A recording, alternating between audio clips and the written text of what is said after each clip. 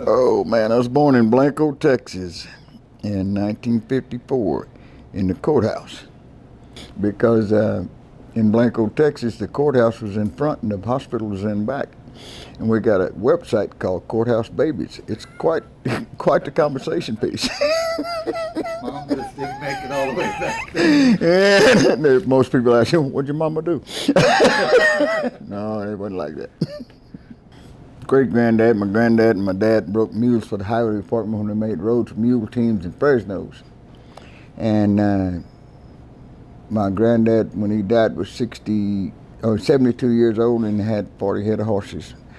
My dad had to go get all them horses after he died, and those two were the people that basically trained me and formed my life. And my mom, she didn't like the idea I wanted to rodeo, but I finally talked my dad into it. So, I have one brother, he passed away during COVID, and 3 sisters. I was born in Blanco, Texas, and it's an old slave community. My dad had to move to Austin because he married the last woman in Blanco County that he could marry that wasn't kin to him. So we had nobody that his kids could even date, so we moved to Austin. And I've told all my kinfolk they better watch out. I'm the only heir to everything there.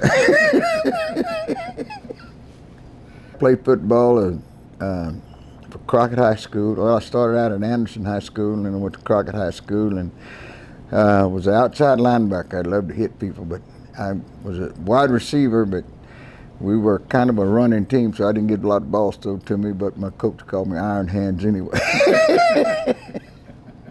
I went to the Army and served 3 years there and rode in a unit called the 1st Cav Horse Platoon out of Fort Hood. Drove a team of mules from Houston, Texas to Valley Forge, Pennsylvania on the bicentennial wagon train for the United States Army in a Cowboy blue outfit. The first and 9th Air Cav was where I was stationed, and I went and got into 1st Cavalry Division Horse Platoon at Fort Hood. It was a recruiting unit for General Shoemaker. And we went all over the United States, and in a recruiting deal, we worked out of an 1879 tactical manual of the United States Army. We rode McClellan saddles, polished a lot of brass, cap and ball pistols, carbines, and sabers. And we had saber drills, and we worked so directly out of that 1879 tactical manual that we even wore red flannel underwear to be authentic. Oh, wow.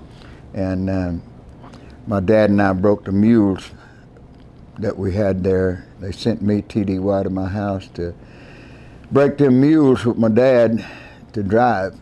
And these mules had never been touched by human hands, and we got them ready. Of course, they tore up everything at my house, but we got them ready, and I drove in mules from Houston, Texas to Valley Forge, Pennsylvania. My dad told me when I was born we had horses. And the whole time I was in the Army, I never not owned one. A lot of times I wasn't there to take care of them, but they were mine. But I don't think I've been a day in my life that I didn't own at least one. How little were you when you first learned to ride? Or could you ride before you could walk? Oh yeah, long before I could walk, they put you on them horses and on them baby coats and let the little babies ride around on them, just kind of get them gentle and accustomed to people. But I was the littlest of the herd. My kinfolk, my granddad would gather all the boys up every summer, and we all stayed around up there and rode horses, and I was the littlest of the herd, so I got to ride Granddaddy's coach. So I learned to ride bucking horses at a very young age because I was the smallest. But my first cousin was Eugene Upshaw, head of the Player Association of the NFL. Yeah. His brother Marvin played for the Kansas City Chiefs, and I've had a lot of kinfolk in the NFL, Junior Coffey, Reagan Upshaw. There's a lot of us that been to the NFL. I was the family's only outlaw. Did not want to do that, man. I was a little outlaw. I wanted to not do. I rode a lot of good bucking horses, and I started out riding bareback horses, and then I went to bulls and rode bulls for a while, and then just got off of them, got in front of them. A man told me one time, all you have to do is run fast and act goofy. I said, you gonna pay me for that? He said, yeah. I said, man, I used to get kicked out of school for that. Now you gonna pay me? Yeah, I can do this. So that's where it basically got started. You know, when I was riding bulls, back then there was 300 guys that would enter a rodeo. You know, a little rodeo, there'd be 50, 60 guys there, and they only paid 4 or 5. And if there was paying 4 monies, I was most generally 5th. Every now and then I'd let me win like the last hole or something like that. I rode good enough to just starve myself to death. Mm-hmm. It was a lot of fun, but when you get married and start having kids, you can't do that. Mm-hmm. You got a lot more responsibilities, and I had to try to feed the family. My dad told me when I first went to the Army, I told him I was got in the 1st Cav horse platoon there, and he said, son, you can't make a living with them horses. This is the first time I ever really defied my dad, and I said, yep, I'm going to do this. And so I did, and been at it ever since. But as far as rodeoing, it got to a point where you had to make a decision now. And I was working odd jobs and had 3 or 4 different jobs that I was working, but opportunity came along for me to go to work for a really good outfit, the Steiner Rodeo Company. And we'd been working some amateur rodeos, my partner and I, and he come over there and looked at us one night, and he said, why don't you boys get your card and go to work for us? Mm-hmm.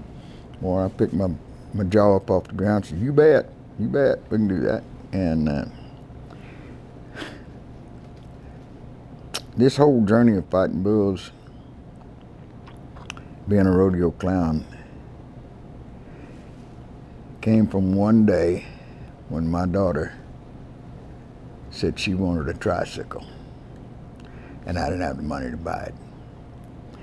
So I stuck it out and went to work for Steiner's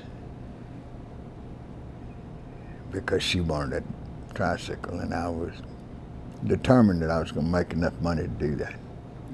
Now, I'll tell everybody in the world I made a living, but I didn't make no money at it. But I made a living. And that was the most thing I could ever do, is try to make a living in rodeo. And that's a tough job. It's a really tough job to make a living at it. And raise my kids on it. And but it all started because Leanne wanted a tricycle. Buddy of mine, I just got back to Fort Hood, and buddy of mine had his kids over there in a high school rodeo, and I went over there, and the guy had been in high school with we'd played with it, didn't know what we was doing, but we'd played with it. And he said, man, these kids, the other bullfighter didn't show up, why don't you get out there and help them kids out? I don't know about this. So I said, yeah, we'll give it a shot. Mr. Alfred Hill told me, he said, all you got to do is run fast and act goofy. Alfred, come on, man, I can do that. All right, so I did it. And that was the beginning of it.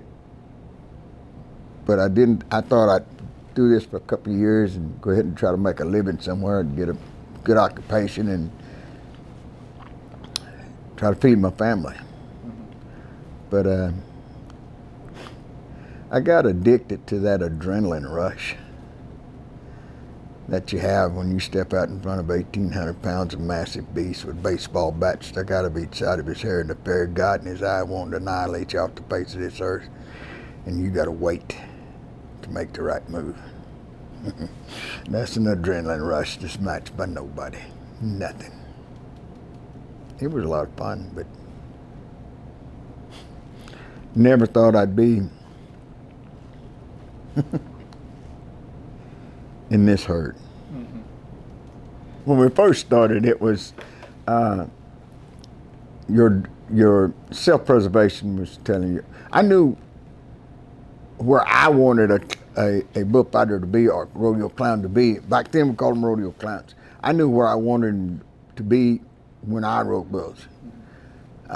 Didn't know how to get to that point, but I would drive 200 or 300 miles to watch people work, find out how to do it, because there weren't those schools that I could go to learn how. We learned from the school of hard knocks. If you got hit going one way, you get up and go back the other way. And if you're tough enough, you're gonna make it. If you're not, you're gonna go to the house. I think I was tough enough to keep going, but like I said, my driving force was to make sure them kids got fed. I filmed my permit in bull riding in 1973 at the Austin Rodeo, and I got a film a permit. I bought my permit for the PRCA, and then I got my film a card that year, and went to work. I mean, thought I was riding bulls pretty good, but then I went to the Army, and when I came back, I went to work for for Steiner, and then I went from competition to contract personnel, and they changed the number of my card.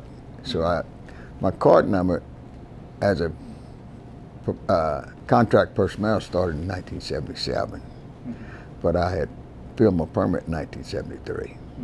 So I've been at it a long time. Yeah.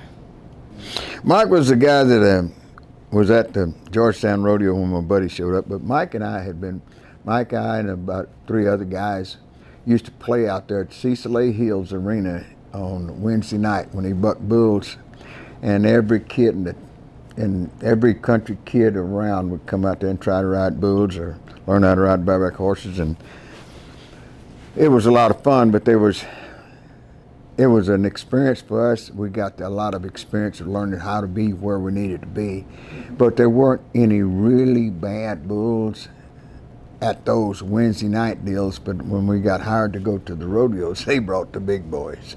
It got real interesting then. Got quite testy. I'll never forget a bull they called 17 Dun. He was a yellow ball-faced muley bull that to this day, I've never gotten around. He frightened me, and I got 5 gears: first, second, third, fourth, and fear gear. And when one puts me in fear gear, God couldn't catch me. This bull put me in fear gear a lot, and I just could not get around him. I'll never forget that bull. I hated him. But he was probably the one bull that broke an egg in me and said, I'm gonna do it. I'm gonna face that fear, and got me over the hump. But I never got around him. But he hooked me a lot, but I just wouldn't quit. Mike Moore and I started out with Steiner, and the guy was gonna put us on the program one time, and he said, what them guys' name? I said, well, I don't know. One black, one white. Okay. Call them Salt and Pepper. So they did. We didn't know about it till we read the program. Mike said, Salt and Pepper, is that us? Yeah, I guess. He said, well, I'm pepper, I'm hotter than you are. I said, I'm a little saltier than you are. So we had them fooled. It was very difficult at certain times in certain places, but you have to understand something. When you're out there riding bulls and you get bucked off, and a bull's about to run over you, you don't say, send in the white guy, not the black guy. You said, send in the clowns. In rodeo, it ain't about the color of your skin, it's about your ability. If you don't have the ability to do it, you're not gonna be there very long. And that was another driving force. I had to prove to everybody that I could do it. Besides the fact that I had to do it to make a living. Sure. There's been places and times that we're trying, But being raised in Blanco, Texas, back off in the woods out there, I never knew what prejudice really was. And that, it just, we all eat, sleep, and break bread together. Mm-hmm. And my granddad was a Baptist minister, and I was raised in the Bible. So I had no fear of what a man could do to me as long as you're doing your job. You know, there was things that were going on back then that I was privy to, but never let it set me back. I just kept going. You can slow me down, but you ain't never gonna stop me. Mike got run over by a car. Girl hopped a curb and hit him from behind doing I believe it's 50 miles an hour. And we'd just left the bar there in Dallas. We'd just had us a big time, was headed home. I went out of the place and went to the left. He went out and went to the right. And I went and got in my car and went home, and they called me and said, "Hey man, we need to go find Mike." I said, "What are you talking about?" I said, "Well, he was somebody run over him. We gotta go find him." So we had to go find him because when there was some kind of bad wreck or something that night, and they had a bunch of people that were bleeding bad. And when we finally found him at the right hospital, they had him stuck in a little closet-looking room, and he hadn't been even examined yet. But he was alive. But yeah, he got run over, and it was basically he came back and fought bulls a little bit, but he was never the guy that he was. Mm-hmm. And being tore up like he was, he just didn't. He could still do it for a certain period of time, but he just wasn't what he was. And he had basically helped me get to where I was, teaching me, and we just go, and he'd go, "Well, you can't do this, or can't do that." But we were in the school of hard knocks. He was learning it also. So he watched me and I watched him, and he'd say, "Well, you can't do this." And I said, "Well, you can't do that." So we kind of worked together a few years, but after he got hurt, he just never came back to the bullfighter that he was.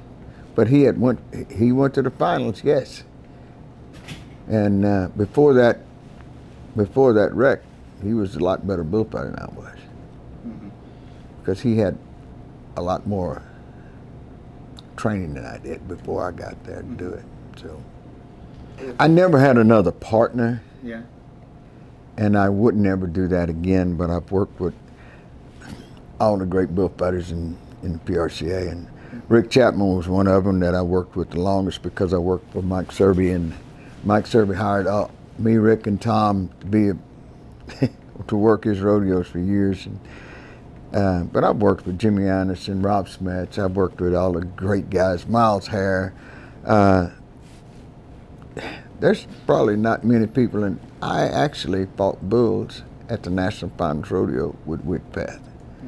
And that is one of my greatest thrills to say that, to be able to say I fought bulls with Whitpath. Of course, the crown prince of rodeo was Quail Dobbs to me, and that was because he and I and Buck LeGrand are the only three men that ever worked the National Finals Rodeo as a bullfighter and went back as a barrelman. Mm-hmm. And there's three different eras of that. And that was Buck LeGrand, then Quail, then me. And when I found that out, I was tickled to death, because Quail was one of my heroes. Mm-hmm. Quail was a little short guy that he fought bulls really good. He got a lot of great rodeos, but Quail was funny. And he told me many years ago, he said, "Son, no funny, no money." I said, "Really?" He said, "Yeah, bullfighters are a dime a dozen. You tear up a knee and you ain't funny, you go into the house.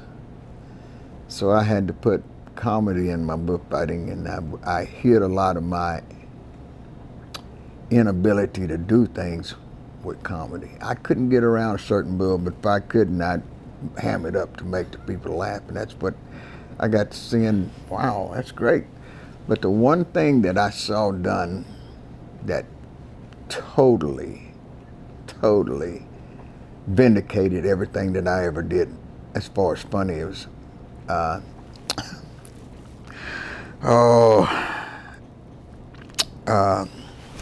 Lord, I can't think of his name now. I see his face.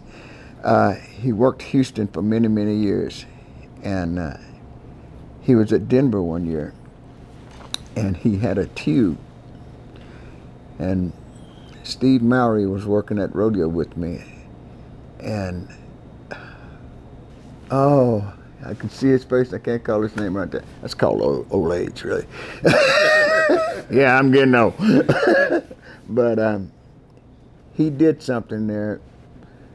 Steve Mowry and I had a bunch of bulls there from Mike Survey that they were all brindles, and they would hook the white off rice, man. They were bad dudes.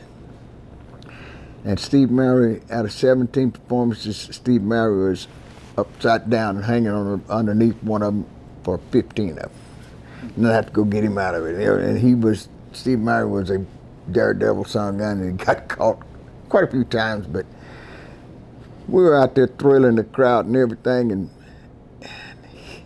I can't call his name, but he would stand over there with that inner tube and fling it and get a ringer of that tractor inner tube around that bull's neck and got a standing ovation. We were just hanging upside down underneath this bull, and they would get this, and you got a, wah! There's something to that. We said, you know what? We got to do that. And so we did. Another guy I learned a lot from is Bobby Toad Cook.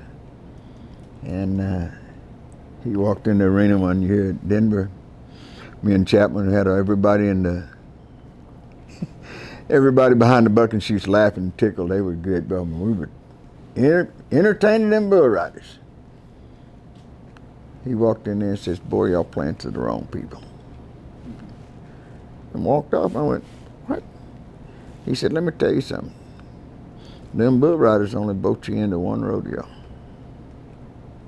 Yeah, but it's the national finals. He said, yep. But they don't pay to get in here. They're not paying your bills. Everybody sitting up there in them stands are paying your bills. He said, you might ought to please them. It's okay. Changing my ways. Yeah. And I started, I will say I could never keep up with Bobby Toad Cook. He was phenomenal. Tell you a story about Bobby Toad Cook. There was a school of comedy called the Red Skelton School of Comedy, and you don't go to it. They come get you and take you to it, to Las Vegas, and they keep you there for 2 years. And they teach you how to be funny. And this came from Bobby Toad Cook himself. They said they took him out there, and he had to train for 2 years to move had family, everybody. He had to live there for 2 years and learn how to be funny. And he learned it, and he lives in Big Rapids, Michigan, and when he showed up at some of Mike Survey's rodeos, he was awesome. He had really good stuff, and he knew how to do things, how to make people laugh, how to make people feel good about laughing at you. And he said, don't make them laugh at you, make them laugh with you. I said, with you? That's a different look. He said, the only person that really needs to be entertained is you. I said, how is that? He said, you're a clown. If you tickle, everybody else ought to be in stitches. He said, so try to entertain yourself. And that's what I've done. He also told me, he said, look, if you tell a joke, it's all yours. If it bombs, it's all you. If it works, great. If it bombs, it's all you. And it's all about the delivery of that joke. It's how you deliver it. It's when you deliver it. It's the timing. You've got to have the right timing to tell the right stuff to make it work. That was extremely difficult to do, but I went out and tried to find, I studied Red Skelton tapes and Bill Cosby and all the great comedians. Bill Cosby only because he was great with facial expressions.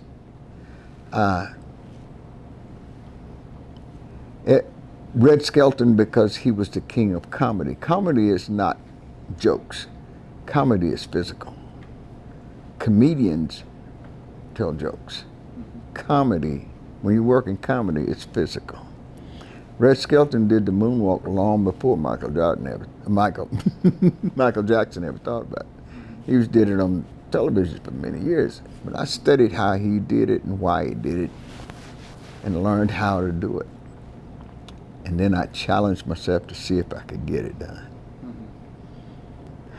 We worked the rodeo in Kansas City for Steiner's and had a bull, T8, I'll never forget him as long as I live, a big bad Brahman he had hooked my idol, Skipper Voss.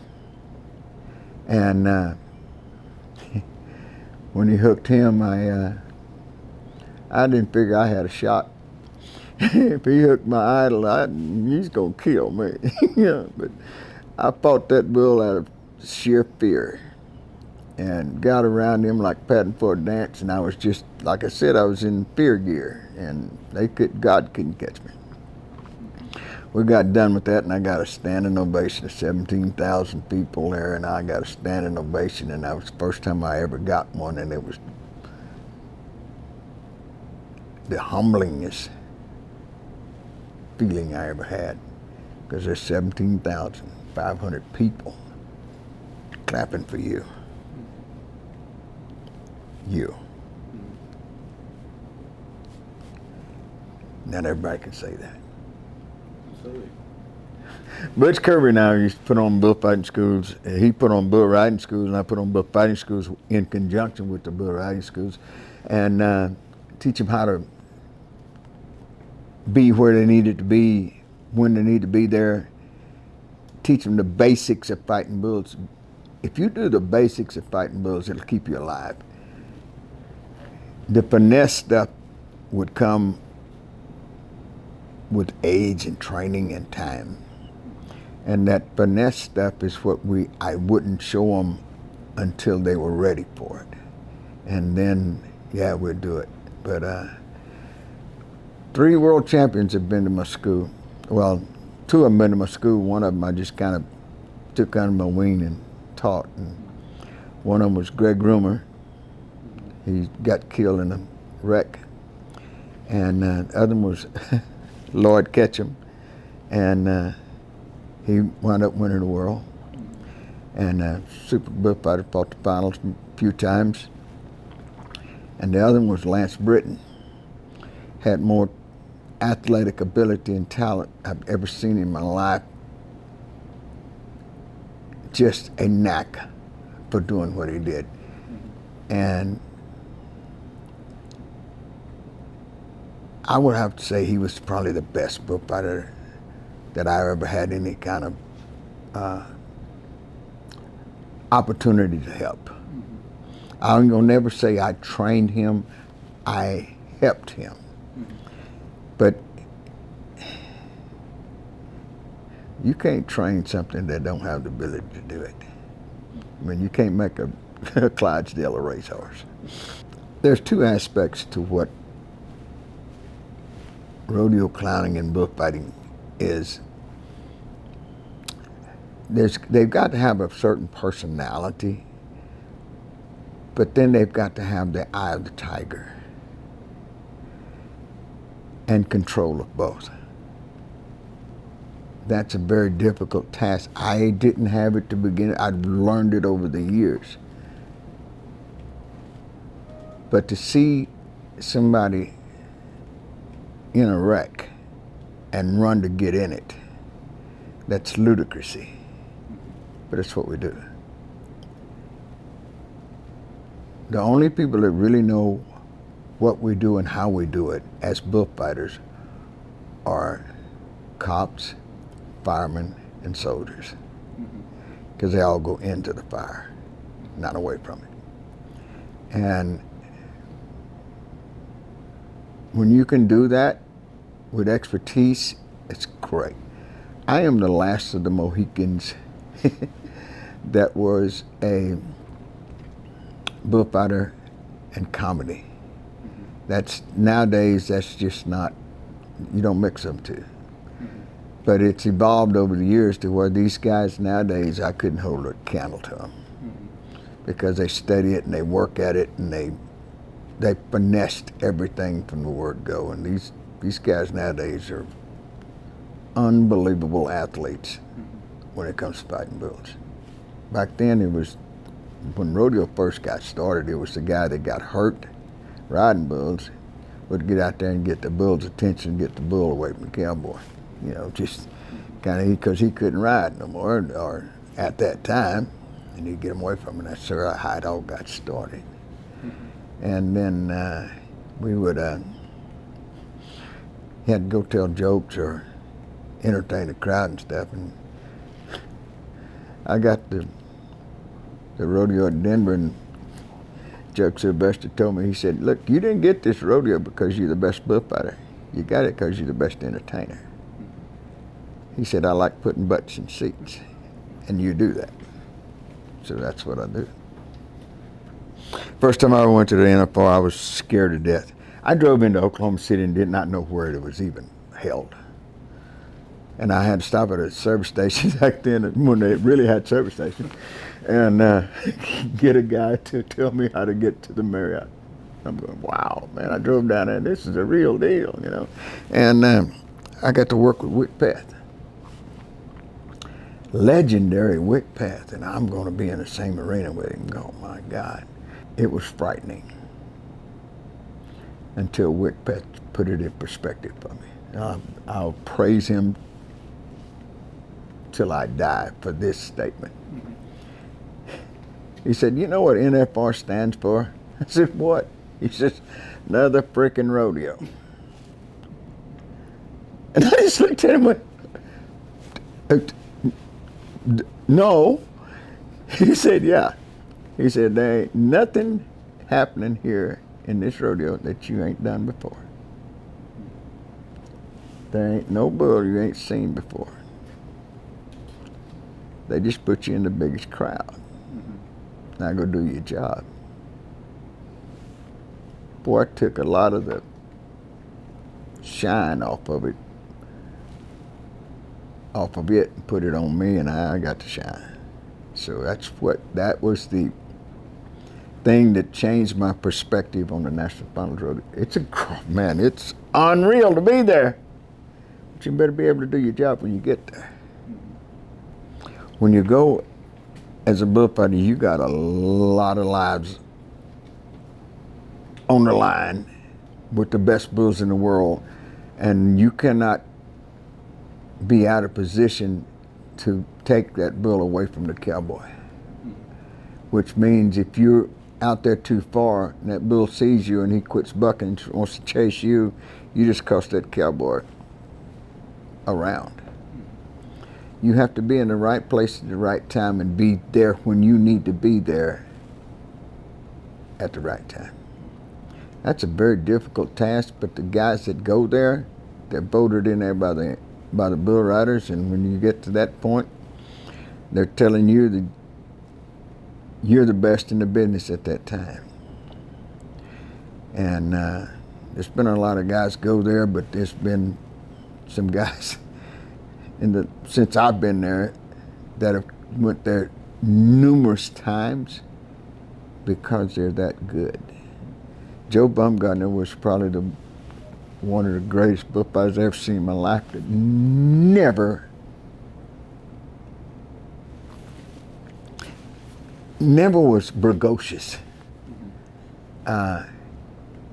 You didn't know Baumgartner was in the arena until there was a wreck. And then he was the first one there and the last one out. I mean, everybody got, and you go, where'd he come from? But he was just that good. A lot of guys can do that now, but I think that Joe Baumgartner did it better than anybody for a longer period of time. I believe in God. I will never say I saved a guy's life because that's God's job. But I will say I saved a lot of guys from a lot of bodily injury. I've had 14 knee surgeries, knee replacement. I've had 140 different breaks, some of them 2 or 3 times. Justin Healer had a readout on me one time. It was 4 pages long of all the injuries that I've had over the years, and I've been beat up, but like I said, I never had any formal training of how to do it. So every time I had an injury, it was basically because I made a mistake. If you do everything exactly right, the bull can't catch you. Because that bull cannot hook his own hump. So that's the safest place in the world to be. A little difficult to get there, to say the least. But once you get there, you're in charge. If cowboys go down and about to get hooked or something, you go in there and take that hook and form. That's your job. That's your job. How you take it depends on what's going to happen when you get out, when you get everything calms down. It's like the Bible says, it's not about getting put in the fire, it's about what you do when you're in the fire. That's what's going to happen when you get out of it. You go in there with every speck of you trying to get your job done. Whatever happens, happens, and you live with it. But you try to minimize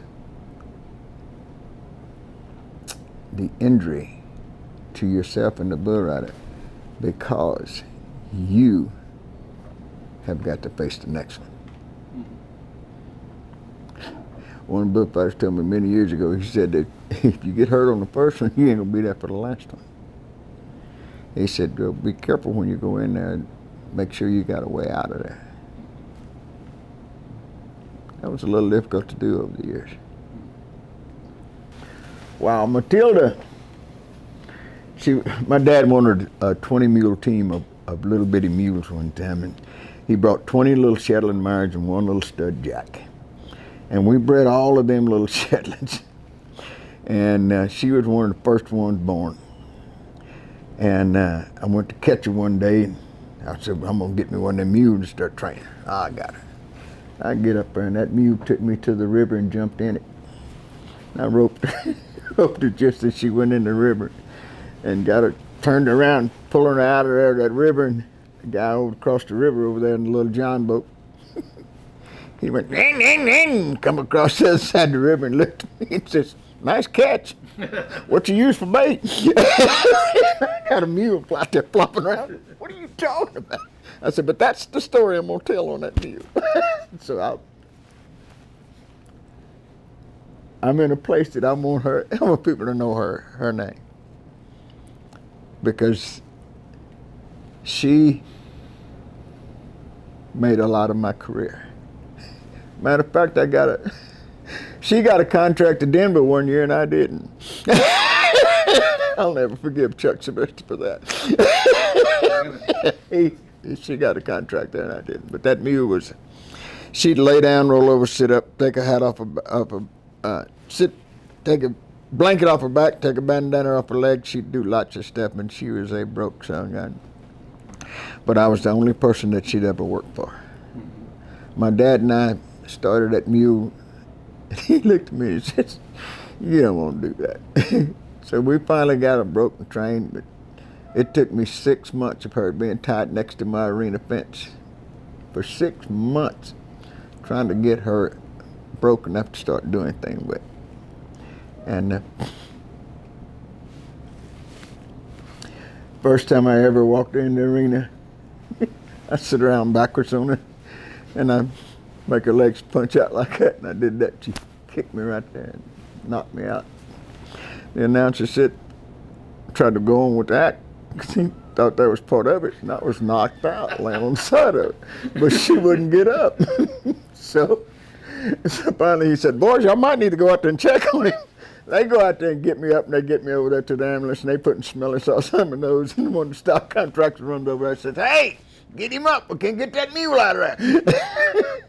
So I get up, and I get back out there, and you had to give her the right cues for her to get up and leave, or she wouldn't. You could pull on her all day long. I took her to a lot of schools and sit her down and see if they could, but they wouldn't. They couldn't ever pull her up and that step over and she'd get up. But Matilda she's buried at my house right now.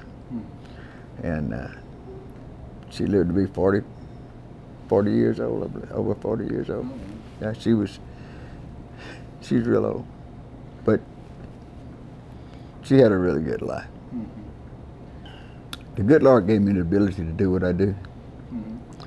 And I've always said when he takes that ability away, that's when I'll quit. He's taken my bullfighting ability away because I was not vain enough to stay out there and keep fighting bulls when I knew I didn't have the step to do it. I'm still working some rodeos. I don't work a lot of them. I still work some right now. I'm still working the Houston Livestock Show and Rodeo right now, but I'm not in the capacity that I used to be. But like a man told me one day, he said, you worked a long time for that name, and I let that name work for you. So I'm doing that, and I'm enjoying what the good Lord gave me the ability to do. When he takes that away. Huh? Put butts in seats. Put butts in seats. And put smiles on faces. I'm going to tell you what my motto of life was. God put me on earth to do two things. That's make people happy and help people out. And I can do them both right out there in that arena. And when he takes that ability away, it's when I'll quit. He's taking some of it, but not all of it. What you just did right now is not easy to do. Get Leon shut up. And that did it. Because this is not a group of people that I'm a part of. This is a nation. This is everybody in the United States. This is their Cowboy Hall of Fame, National Hall of Fame. I'm in the PRCA Hall of Fame. That's the members of the PRCA.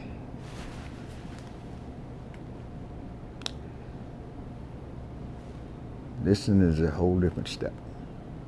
It's a whole different group of people. It's a whole different atmosphere of, I don't know everybody in this. This is a place I never in my life thought I'd be.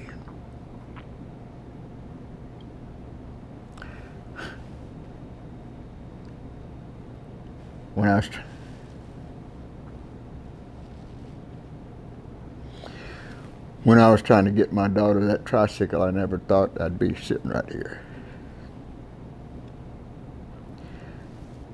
I never thought